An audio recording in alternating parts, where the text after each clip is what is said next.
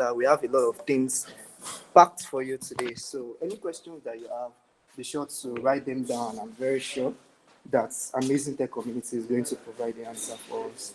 Okay, so let's hang in there.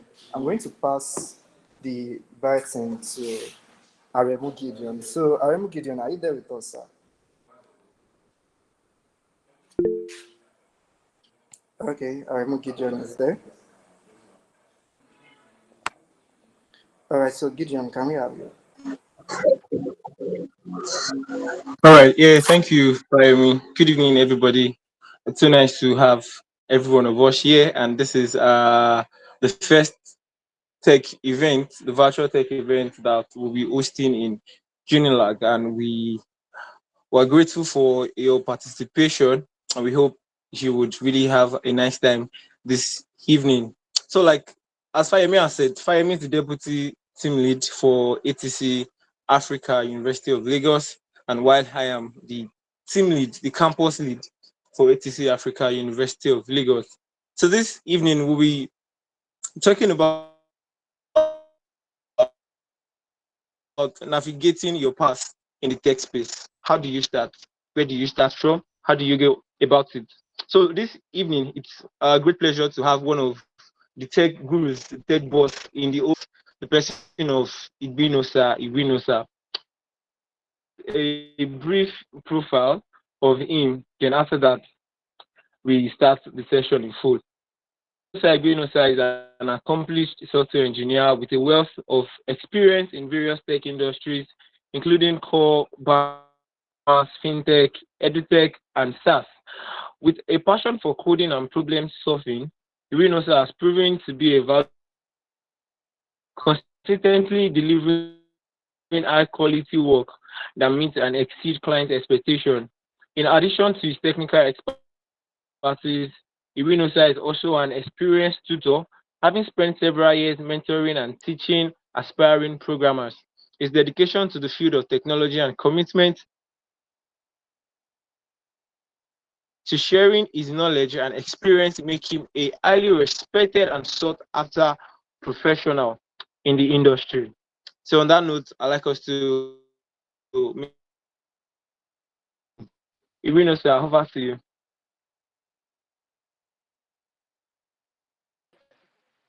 Hi everyone, good evening. Please let me know if you can hear me clearly. We can hear you loud and clear, sir. Yeah, yeah, I can hear you. Okay, yeah, thank you. Uh, Hi everyone, thank you very much for having me here. My name is Igbinosa, but I'm popularly known as Favour. I am a software engineer that do front end, back end, and a lot of other things. I have not much years of experience. Yeah, and I am so happy to be here and to share my experience and also like answer everybody's questions. Yeah, thank you.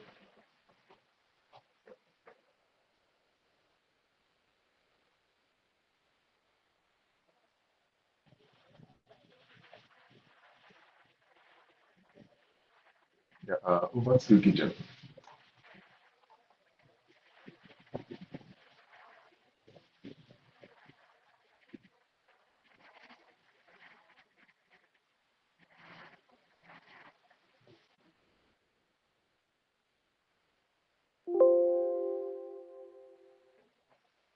Please, can anyone hear me? Yes, we can hear you, Favor. Oh, okay. I think we lost Gideon too.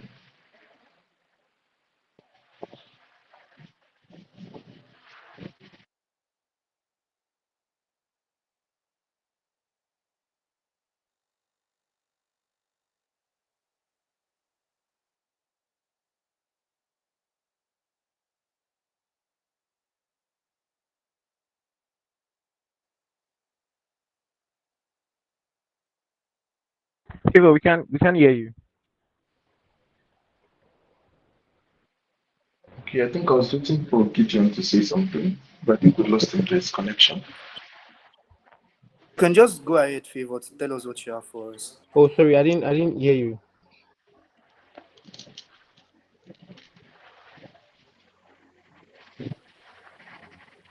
Uh, okay.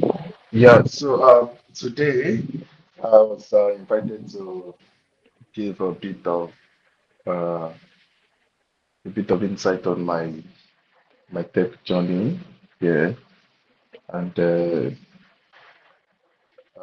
I think I'll be sharing mostly my mistakes. Yeah, I think that's what I would share the most because I believe you learn better from other people's mistakes. And so I'll be sharing most of my mistakes and then how to make sure that as an aspiring tech person or as someone that has already started the tech journey, yeah, you can get to avoid this set of mistakes. Yeah. So yeah, I think I got to know about geo tech thing in 20, I think it was 2016. Yes, 2016, that's when I got introduced to tech. That was when I got my first set of computer.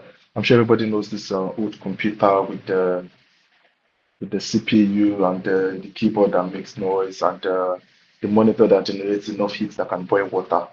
Yeah, so that's what I like started with. I got the computer and I first started as a joke. Yeah, tech first for me was a joke. And it was more of bragging rights between me, my friends, and my then computer teacher, a female, Mrs. Kemi. So from there, I took interest in it, but I never saw it as a career. I think that's going to be like my first mistake here, where I got to tech and I never saw it as a career. I just saw it as something to play with. I saw it as fun, you know, just build this project and then brag about how wonderful I am with that project and then abandon it, not maintain it, just jump on the next one. I think that was my first mistake here. And then finishing from secondary school, instead of maybe chasing it as a career, I decided to study home economics and education. Yeah, so I am a final year student of the University of Lagos studying home economics and education. Because to be very honest, cooking is actually my passion. It's something I am very passionate about. I enjoy cooking. Yeah. So I took home economics. I got on Unilag campus. I got to enjoy the campus life. And then I'd say Unilag struck me. Yeah, I think that's what we call it. I was welcomed with open arms in my I think first semester. That's under level first semester. And after that first semester, that's when I discovered that okay, my dream of studying economics, coming out and owning my own eatery, then opening like different branches in Nigeria where I work in and people would call me head chef, was not going to work. Yeah, that was when I knew that okay, I had dented my dream a bit. Yeah, after I saw my first semester results. And then I just had to fall back on the first thing that I know how to do well, and that's actually tech. Yeah. And so I fell back on I fell back on tech. I went back to learning how to code again. Because as at that time, yeah, before Unilag, I worked in a tech company already. I think I started working from 2018. Yeah. And I think because of the whole strike and everything, we resumed 2019. So I was already working in a tech company in 2018. And then I was still working part time with them when I got on campus, but I was not so fully involved. I was just there, just playing around and assisting them with whenever they had problems. Because to me, I already made up my mind that okay, it cannot be me and my computer anymore. It's going to be me and the kitchen, me and the gas cooker, me and the fry pan, and I think I gave myself what I call a career break. Yeah, I had like a career break of over a year because of Unilag studies. I wanted to focus. I wanted to give it my all. Yeah, and the career break. I think the career break was the first mistake. No, that's like the second mistake I made for not taking computer science was my first mistake. My second mistake was going on a career break. Yeah, because there's this thing about tech where once you get in, once you start, you're like very, very hot. You get to like you enjoy there's this zeal, there's this passion, there's this fire burning in you to want to build things. And then when we take a career break for whatsoever reason that it is, this particular fire starts going down, and then you don't get to even know it because to you, you are like, okay, yeah, I still know something. But tech is actually a very, very fast moving train, and then it's very, very difficult to catch up. So taking breaks is something you cannot even afford to do because once you start something, I know there are a lot of excuses like, oh, I don't have I don't have a laptop. Yeah, you don't have a laptop. The first project that earned me my first like real tech money, I built that project with my phone. It was a website, and I built the website with my phone, my mobile phone. There. I think I was using one techno phone that was it 2 gig RAM. That phone was lagging real bad, and yeah, I used that phone to build my first project. And this is I'm talking about. Imagine having a techno phone or 2 gig RAM that was built in the year, let's say around like 20, I think it was 2017. Yeah, 2017. Having a 2 gig RAM techno phone then and using it to, even to play game. I think people that actually game heavily in 2017, 2018, especially know how hard it is to game on a 2 gig RAM phone. Not talk about building a project on it. Yeah, so not having a laptop, it is it is a very good reason, yeah, but it is not an excuse to take a break. Because yeah, you may not have laptop, you can still keep up, you can still watch videos, you can still read books. Because I think during that era, that was something I did the most. I read quite a number of books for tech, yeah, and then this thing's actually actually helped me a lot. Yeah, so I'd say don't take breaks. There are like a lot of excuses out there, but no, just in as much as you don't have the resources, so okay, maybe take your tech career further.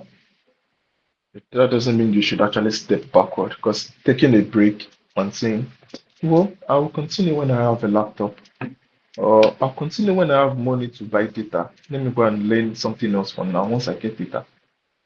You taking that particular break, you're taking yourself backward. Because trust me, when you're ready to come back, you can't, it's very hard to get back the zeal that you had at the beginning. It's very, very hard to get back that zeal. And without zeal, trust me, you see tech as a very stressful thing because I see a lot of people out there complaining of how, oh, JavaScript is the language of the devil. JavaScript is so hard. Only witches and wizards write JavaScript. Oh, Python is from hell. Python is too tough. Maybe this tech thing is not for me. Yeah, maybe that aspect of tech that you're going into is not for you. Tech is actually way too wide for you to just suddenly consider that, oh, tech is not for you. There is designing in tech, there is if you're an engineer, you can actually assist yourself with tech. If you cook, you can assist yourself with tech. There are like a million and one things that you can do in tech. So one thing I'd say is if you have not started yet, if you wish to go into tech, you should actually not stray too far from what you already know. That's one mistake people make. I made that mistake also. So let's say, okay, you already have a passion for reading novels. Because I know right from secondary school, there are a lot of people with that passion where you love reading novels, you enjoy reading novels. If it's those 15 era books or if it's the big ones, only you know how many series have been written by this particular author, how many this particular author. That's actually a very good thing. And then if you want to come into tech, you don't have to now start going into, oh, I want to go into backend. Oh, I want to go into designing. If it's something you have a passion for already, that's fine. But if you're coming as someone that doesn't know what to do, just go into the writing part of the tech. I know people say copywriting is not tech. Nah, I'd say I disagree with that. Copywriting is a step into tech, may not be fully tech, but it's a step into tech. Because from copywriting, once you get better at it, you can go into technical writing. So once you already know something, once you already have passion for something, if you're someone that started with graphics design, you don't have to go from graphics design and go into backend development. That's like too far.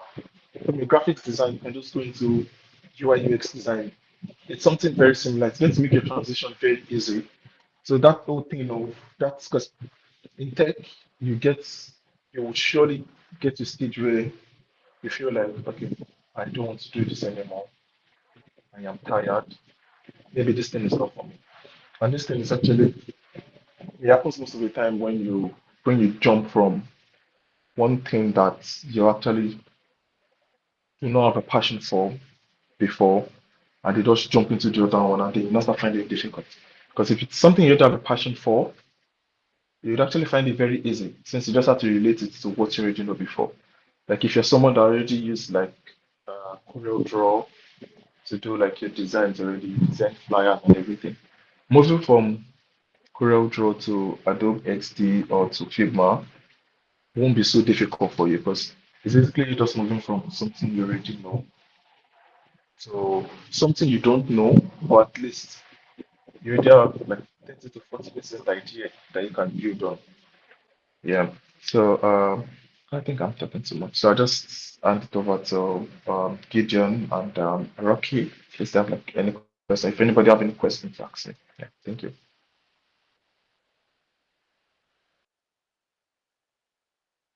All right, thank you very much, Favor. Thank you for your words. I think one of the things that I take away from what Favor said is the fact that a lot of people, when they hear tech, they just delve into something that is entirely different from what they know already, and these are the things that causes sabotage. Because you are trying to you're trying to be where you don't actually belong.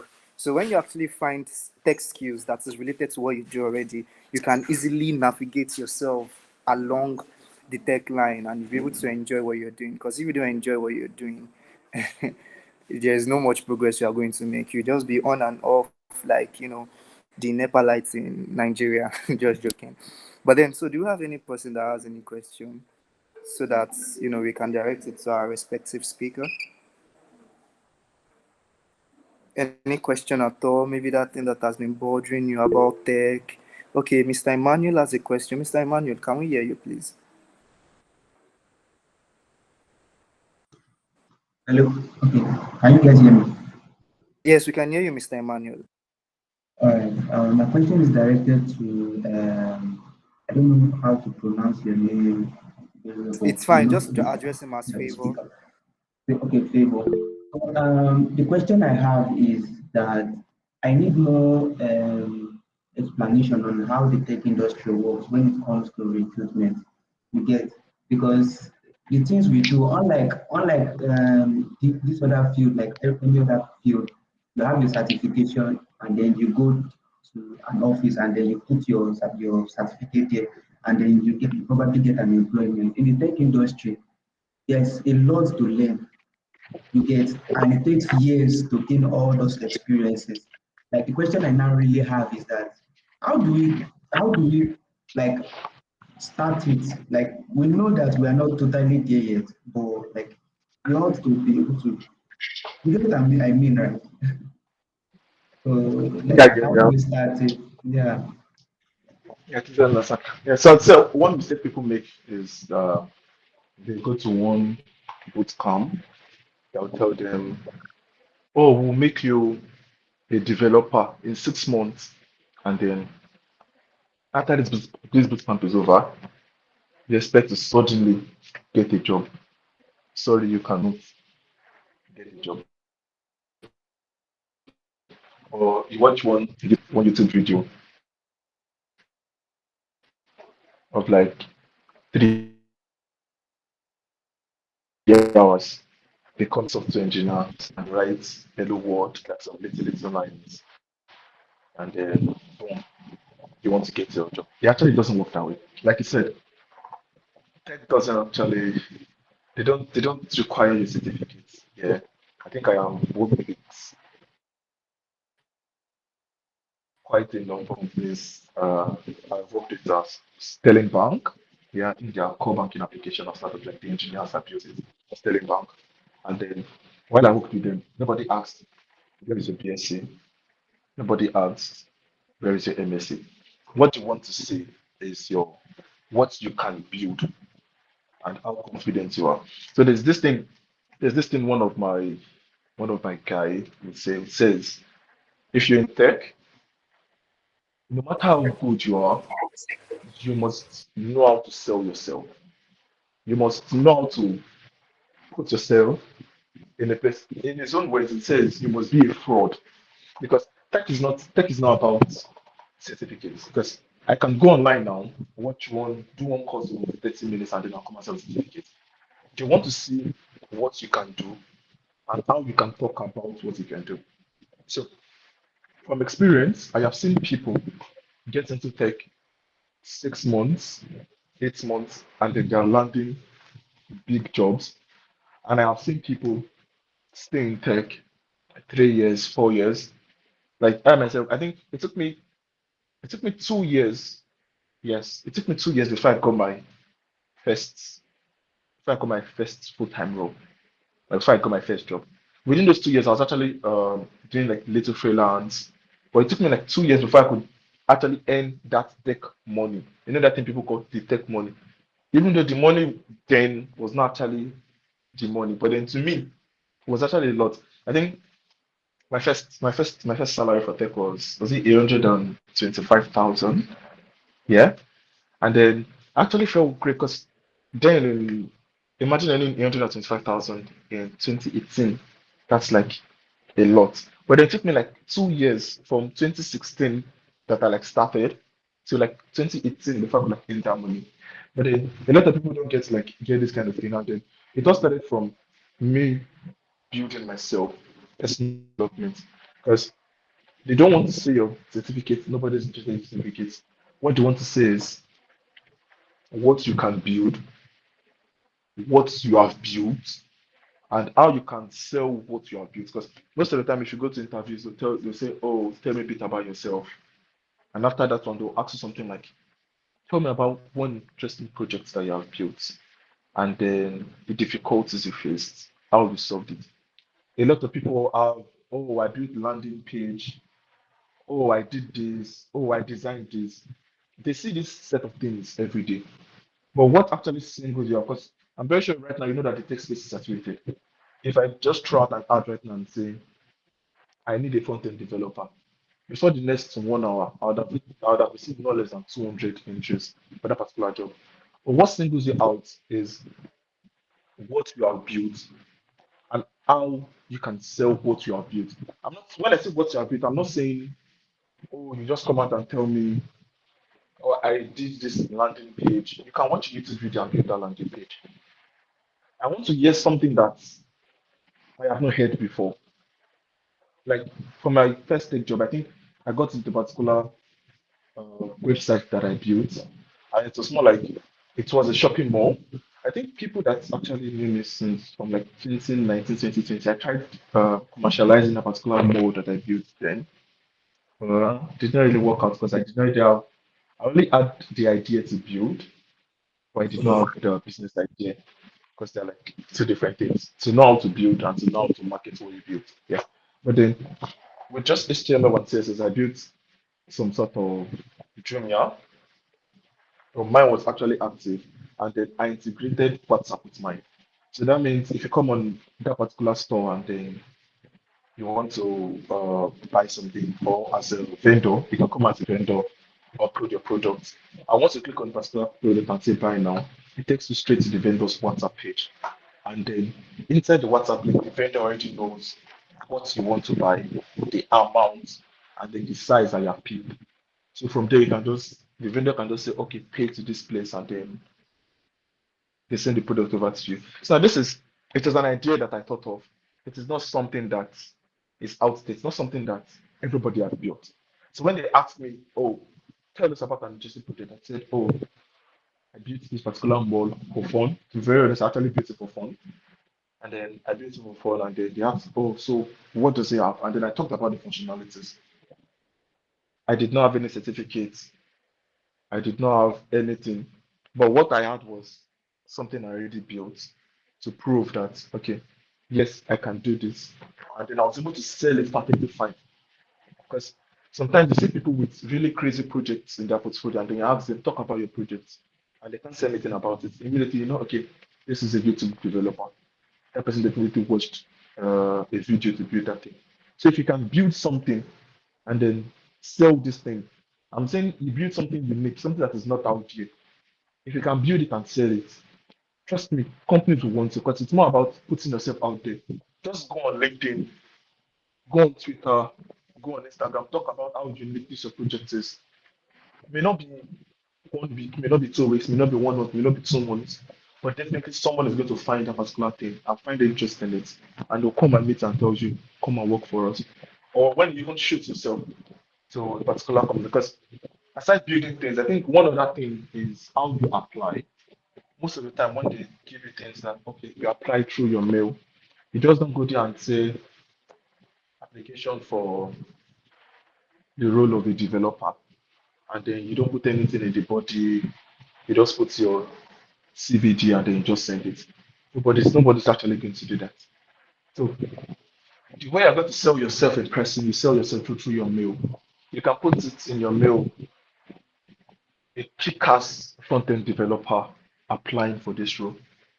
That particular line doesn't look professional, but you have sold yourself. You have told them that if you don't apply, if you don't accept me, you are missing out.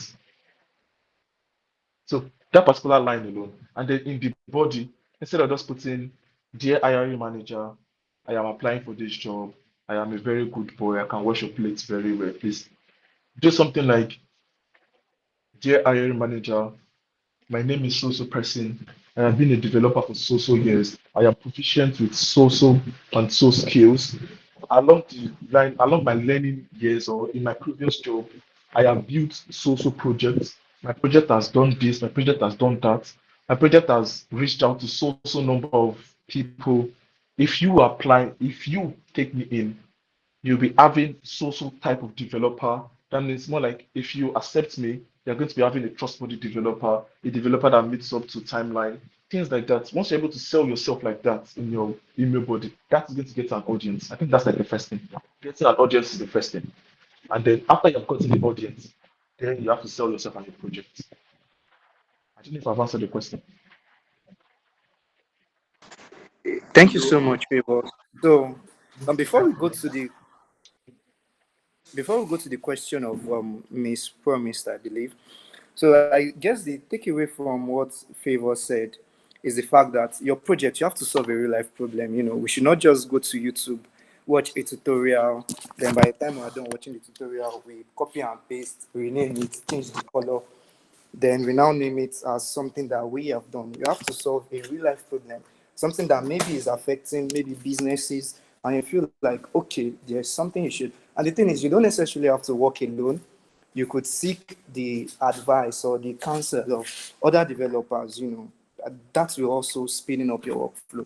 So because you want to build something does not necessarily mean that you have to work alone. Please don't work alone. You're not Liverpool, okay? All right. So, solving a real life problem. So, Madam Promise, do you have any question for us? Are you there?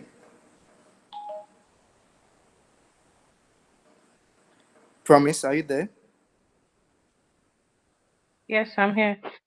Uh, Oh, all right, please ask your okay. question. Um, there's this popular question among students on how you can balance tech with school.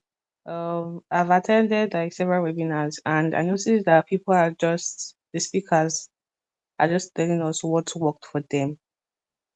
So I don't know. Maybe there's a general rule, not what worked for a particular person. How do students handle tech with school? All right. Uh, yeah, thank you very much. That was a promise. Yeah. I think most of the time, yeah, we actually get lied to when we get the particular reply for this particular question. So for this particular session there. I will be very honest because I've actually gone to sessions myself, not going to lie. I've spoken at event and then I have lied too. But then right here, I'll just be very honest here. Balancing tech and school is not easy at all. Like not easy at all. If anybody comes and tell you, oh, I did it by doing this, I did it by doing that, no, no, no, no. To be very honest, I did it by paying with a part of my grade and then paying with a part of my health also. Because I tried doing this whole okay, a student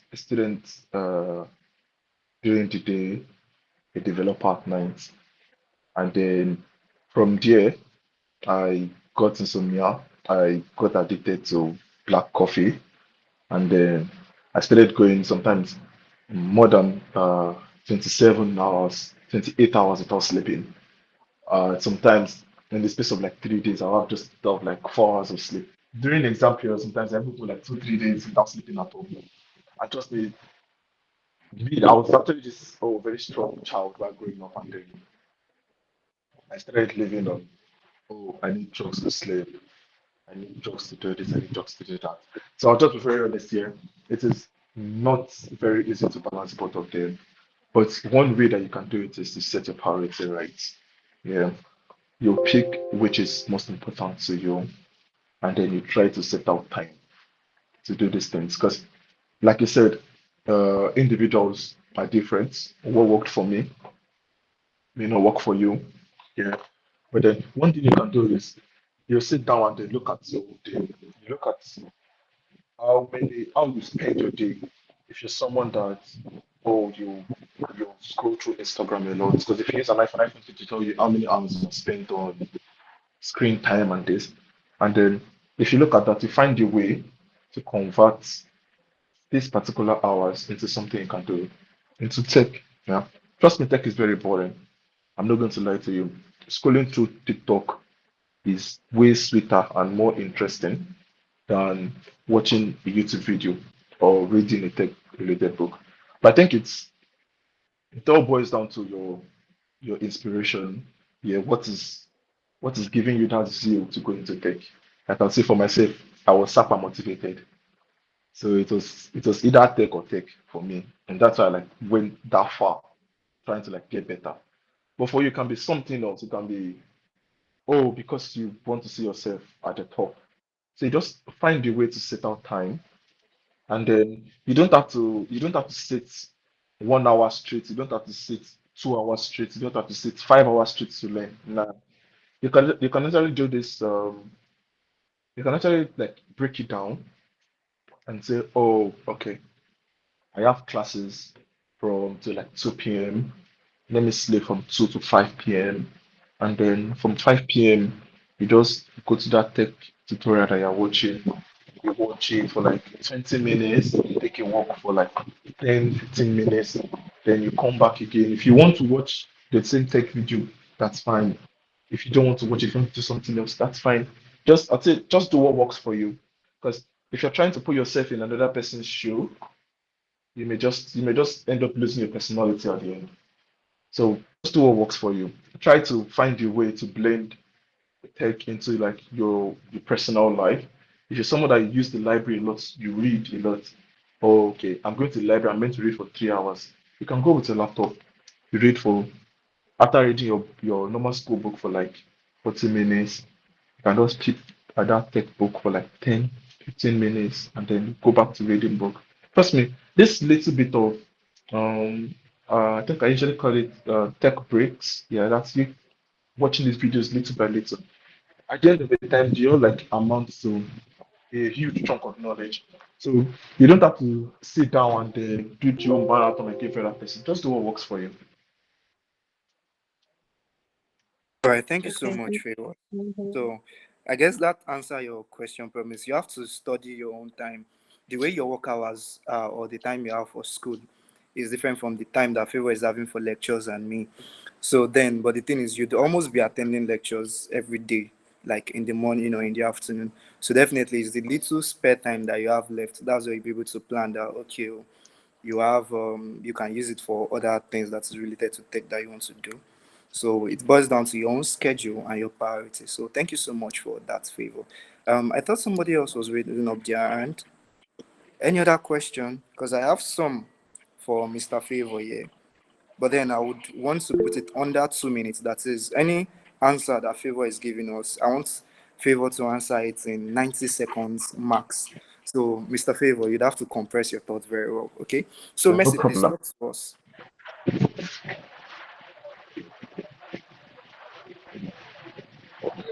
Messi, please Yeah, go good ahead. evening, sir. Good evening. Yeah. Please go straight to So your. my question is basically for some of us that don't really base on coding and stuff like that. Because I myself personally, I base more on developing ideas, product development. Now, my real question is, how do we go about working with other team members? Because honestly, sometimes personally, um I feel bullied by this set of people that are kind of more tech inclined than myself. So how do I manage the relationship? The fact being that I don't really code, though I do a little, but for me to be able to execute my projects, I need to depend more on others that are really into these things. Oh yeah, thank you. So yeah, I'd say there is no product that have been built without the UX person, without the product designer. And then there are a lot of no-code careers. This is like a no-code career. But trust me, you should actually not feel bullied because there are actually, I think you're actually looking at the wrong set of people. Yeah. Because when I was learning, I was actually the one chasing products people. I was one chasing designers. I was one begging designers to the point that, oh, I just had to go and learn and become a designer myself because designers were doing shakara for me. So what you have to do is look for someone with your kind of zeal. Just join communities. There are quite a number of like this it's an IT community. From the community, look for other people with your kind of zeal. Look for people that are also just growing like you. So find friends, pair with them, and then tell them, I will design this project. I will bring the project idea. All you have to do is build. You bringing the idea alone, you should actually not feel bullied. You should feel honored because they 15 are seconds basically more, sir. yeah. So just find people on your level. Maybe people you're actually looking at are people that have actually gone way too far and they already have like this pride in their head. Just look for other people and then it's actually not so tough. Just get other people like yourself and then you guys can pair together. All right, thank you so much, Mr. Favor. So get people that are like you, get people who have your zeal, get people who are growing like you. Then those are the people that you want to share your ideas with and you work together on it. Okay. So that's the thing. So don't look at it from the wrong angle. There are actually companies that pay people to think. That's I guess that's your line. You think you're a critical developer. You think through situations and through all of these things. So just get the right people to work with. Okay. Do you still have any question for us, Mr. Messi? No questions. No All right. questions. Thank Any you so other much. person before I go to the questions I have for Mr. Favor?